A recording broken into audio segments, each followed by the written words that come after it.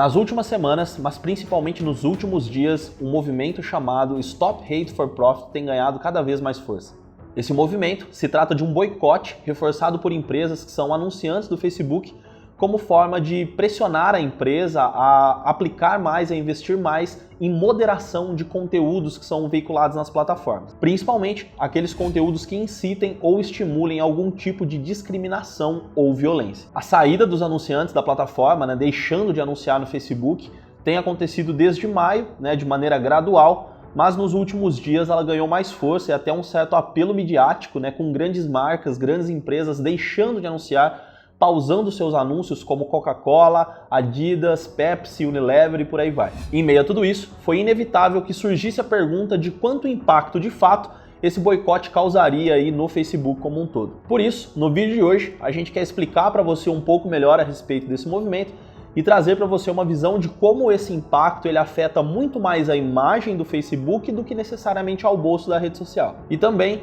de por que movimentos como esse tendem a ter cada vez menos efetividade no futuro. O objetivo do boicote é atingir o principal meio de faturamento do Facebook, que basicamente é a venda de publicidade. E estima-se aí que o Facebook fature anualmente com essa venda 70 bilhões de dólares, o que dá aproximadamente aí 373 bilhões de reais. Inicialmente, as empresas anunciaram uma pausa e suspensão dos anúncios aí por 30 dias, que será válida agora para o mês de julho. A essa altura do campeonato, mais de 400 empresas já aderiram ao movimento e esse é um número que tende a crescer bastante aí nos próximos dias. Apesar disso, como nós já dissemos no início, esse é um movimento que tende a afetar pouco o bolso da empresa. Isso porque o Facebook conta com aproximadamente 8 milhões de anunciantes, sendo esse número composto, em sua grande maioria, por empresas de pequeno e médio porte que dependem dos anúncios na plataforma para geração de negócios, e esse é um ponto bastante importante de se frisar. Na prática, isso faz com que, mesmo que os 10 principais anunciantes da plataforma deixassem de anunciar,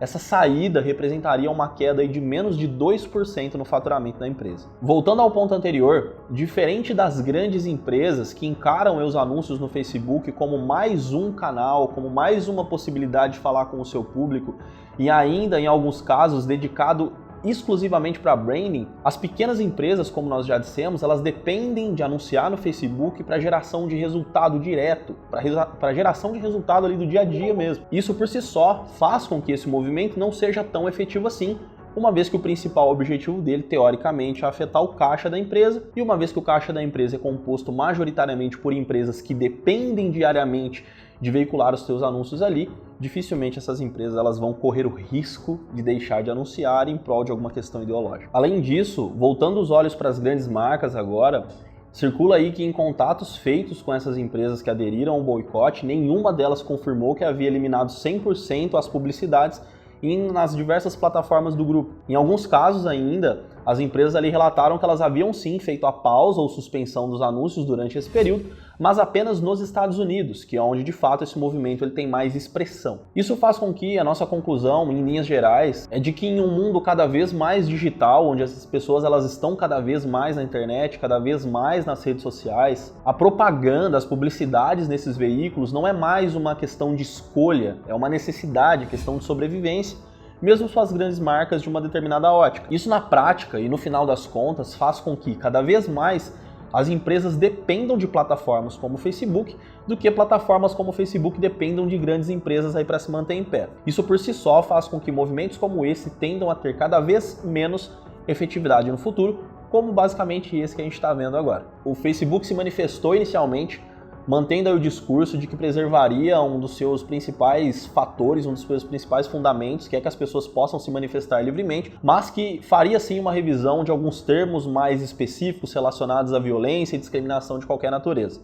Obviamente, em meio a todo esse caos, a empresa, em suas poucas manifestações aí a respeito do assunto, se manteve tranquila, mesmo com uma queda rápida das ações quando todo esse processo começou, mas nós já tivemos a retomada, ela se manteve tranquila, porque ela tem, claro, os principais pontos que nós já trouxemos. Cada vez mais as empresas elas vão depender de plataformas como o Facebook. Em um mundo digitalizado, anunciar nas redes sociais é fundamental para que as empresas sobrevivam e no final das contas, mesmo as empresas grandes que aderiram ao boicote, elas representam muito pouco percentualmente da receita do Facebook como um todo. Se você acredita que esse vídeo trouxe um conteúdo relevante e informativo, não deixe de curtir, não deixe de compartilhar ele com as pessoas. Se você concorda com os pontos que nós trouxemos aqui, acredita que de fato